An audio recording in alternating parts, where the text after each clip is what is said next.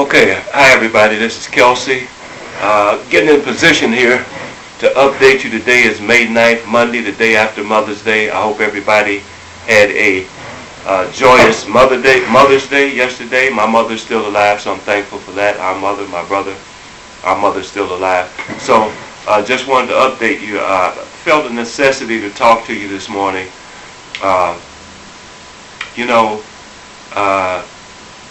Friday, I put the first video on the we-grow.net website. That's the temporary website for this National Black Churches Economic Summit / Economic Development Program that we've been talking about now. That was originated here in Chicago back in April of 2016. And so the video was I tried to lay out all of the comprehensive nature of the endeavor, which was to try to come up with strategies and create dialogue to help eliminate a lot of this economic and social dysfunction that's going on in black communities across America, that, as I indicated in the video and on the website, that affects spiritual involvement, the want of people to go to church, or lack of a want of people to go to church. In the case of a lack of want to go to church is probably due. You can probably attribute that to the lack of hope. This decrease in hope that might be permeating the black communities in America. And so we put all of that information, the comprehensive nature of the endeavor. As I indicated, I have also created an agenda outline that I'll hope to put on the website pretty soon. But I'm trying to write this book of testimonies, as I told you about, and so my writing time is kind of limited. And then I'm out here trying to work and talk to pastors and people in the church community and non-church community, so we can get this going.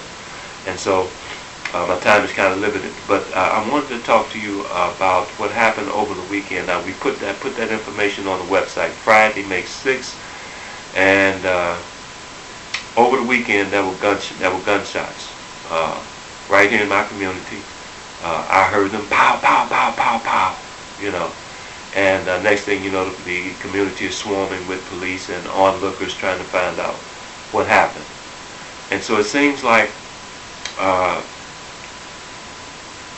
we put this positive and spiritual and productive information out on the website Friday, and as soon as we did that, over the weekend, here comes some type of violence.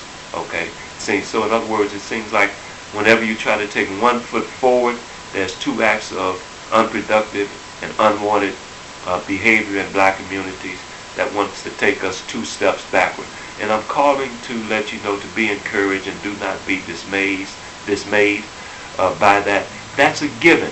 We're not going to be able to help everybody, but we're still going to move onward and upward on this endeavor. Don't be dismayed. And this is historical. I'm going to read for you something from the Bible, Deuteronomy chapter 21, verses 18 through 21. Deuteronomy chapter 21, verses 18 through 21. And it reads, "If a man have a stubborn and rebellious son, which will not obey the voice of his father or the voice of his mother, and that when they have chastened him will not hearken unto them, then shall his father and his mother lay hold on him and bring him out unto the elders of his city and unto the gate of his place.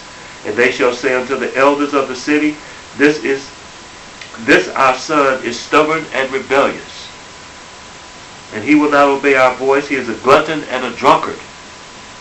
And all the men of his city shall stone him with stones, that he die.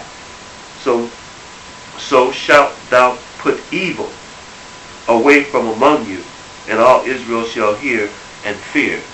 So the penalty for being a rebellious son back then, and I'm going to include daughters in this day and age, that includes women, girls too, whose heads are hard, they're stubborn and rebellious, they won't listen, you can't tell them anything. So back then, what happened was the city elders would get rid of you. They would stone you. They'd kill you. Nowadays, we don't have severe penalties like that. Nobody would do that to you. But I can tell you this much: if you're not going to listen, if you're going to be a rebellious son or a daughter, we're going to go ahead and progress past you, and you're going to have to suffer the consequences of your misdeeds. It's like they say, hard head makes soft butt. Okay? So, I remember a story once. I heard about a famous football player, and his mother told him, as it was said on TV, allegedly told him, I wasn't there, I don't know, but it was said on TV that this football player told him, said, listen, his mother told him, said, listen, don't go out there in the streets and get in no trouble, because if you get in trouble, I can't take away from the children that I have here to help you. We don't have a lot of money to spare and so forth. So if you get in trouble out there, basically what she's saying is, we'll still support you with love and this, that, and the other. We don't have any financial resources for you. You're going to be on your own in that capacity. So the money that we're going to be raising here in this endeavor from our literary books, and we got some stuff going on there, man, that we need to talk about, is we can't be putting that aside. We want to use that money to help fund historically black colleges and universities, HBCUs, that turn out more doctors and lawyers and educators probably than any other institutions that we have, the historically black colleges. We have to fund endeavors like that because they're underfunded right now. We have to put our money, our revenues, where it's going to make an impact now and for our future generations, for our posterity. We don't have time to be bailing out $5 million and $2 and $3 million for persons in their misdeeds or alleged misdeeds. I understand sometimes things can happen to people that they didn't do, that they can be charged for it. Believe me, I know about stuff like that. But that's okay. But generally, I'm speaking about I want to try to dissuade and discourage people, young people in our communities, from being stubborn and rebellious and not open to sound advice from their parents and from their elders. Persons in our community, you see them on time, people of wisdom. Reverend Al Sharpton, Reverend Jesse Jackson. We got leaders out there that Minister Louis Farrakhan, okay, Million Man March told you out there, put down your weapons, stop all of this violence, okay? So we have overseers and people in our communities, the pastors in your communities. If you go in them churches, they're going to be teaching you not to do that, okay? So, wanted to address that. Want to also give, I didn't recognize him in the last video, but went by Rainbow Push and talked to one of Reverend Jackson's. He let me talk to one of his staff members, and John Mitchell was very helpful. In fact, he gave me the information that I shared with you on the last video about different alternatives of legal structures that we can have for this endeavor. He suggested maybe we would look into an LLC, a limited liability corporation. So want to thank him for that. Reverend Jackson is always, I was out there this past Saturday as well, always moving on with vision and putting God forward in endeavors. He mentioned something about a program that they had years ago, one church, one school endeavor. Again, putting God first. Like Brian and I was talking yesterday, we need to put God first. Let the people give the churches back their visibility. This visibility and recognition in our community that God is working through the churches to help us. Because God said, I will not give my glory to another. Didn't he say that, pastors? I will not give my glory to another. So so his word is in conformance with what we're doing right here. Okay? And we are black folk. I wanted to also address, black folk are giving people. The people who are out there committing crimes and doing stuff like that, yeah, they're black people, but they don't represent the majority of black people in this country, and everybody knows that. We're not like that. People out here striving to create safe communities, trying to build our communities economically and socially and civically. You know, be civic responsible citizens. They don't represent us. Okay. So we are giving people. What we want to do when we reach our revenue goals, we want to do set aside. We want to set aside a certain percentage of that money so we can start. We want to give back to people. You don't necessarily have to live in America, okay? But people who are hungry, who are less fortunate than us. As I said, black people black people know what I'm talking about, because if you grew up in the black community and lived among black people as long as I have, then you know what their hearts are like. And I know. I met some of the most kindest people in my upbringing that I can imagine. I think about them quite often, as a matter of fact. So we're going to set aside, we're also going to dialogue and come up with strategies after we begin to reach certain levels of our income goals, revenue income goals with this agenda, to begin to set aside money so that we can help others.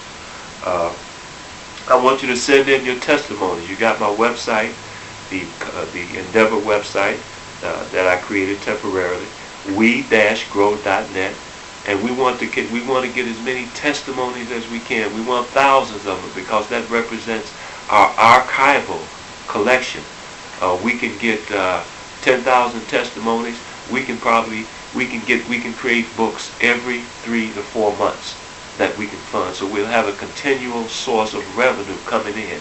And we have other books that we're going to endeavor upon. For example,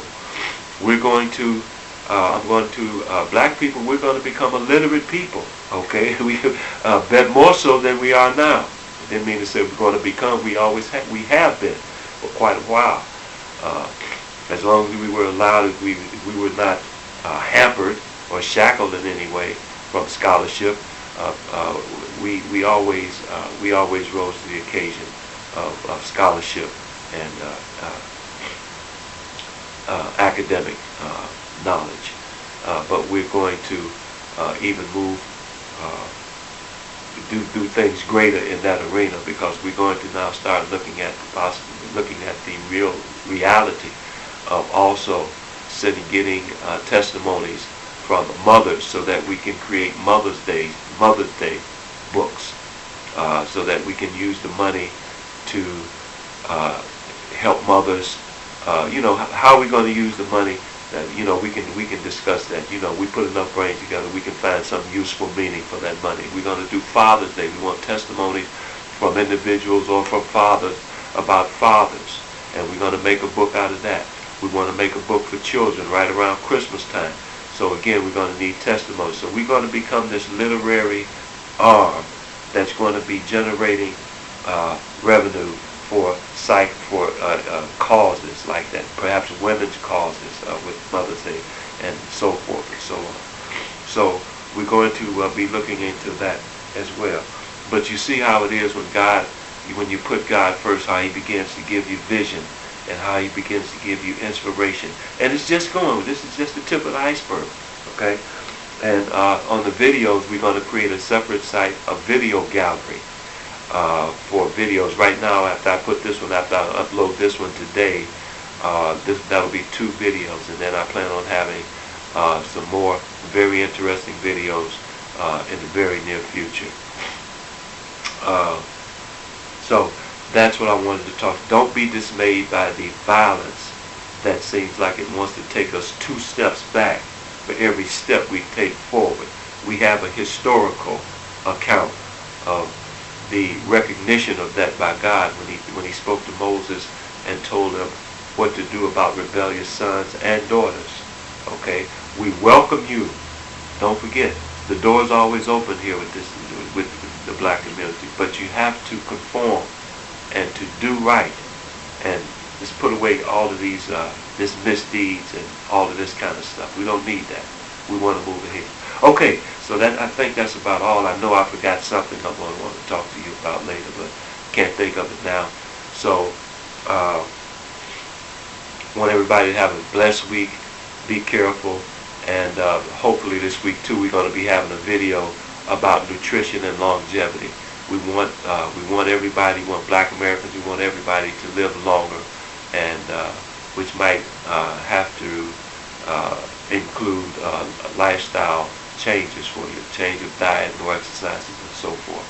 We want this to be a comprehensive endeavor. Okay, thank you. God bless everybody, and talk to you later. Bye. Whoops. Okay, I had to drop the camera. Okay, gotta go.